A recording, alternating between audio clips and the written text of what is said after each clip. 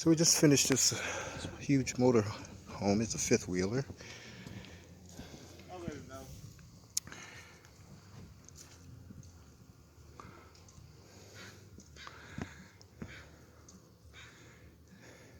See the size of this roof? It's like the size of a football field. But we cleaned up underneath all the fixtures. Really good. The owner wanted to have the protectant on here.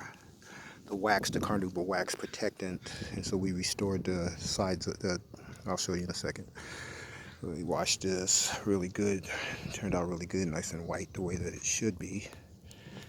Let's see.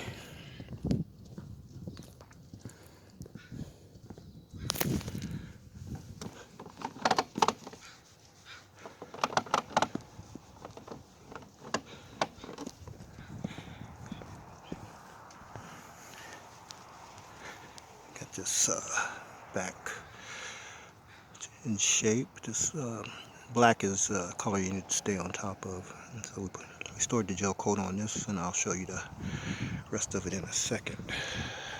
If I can get down off of this roof.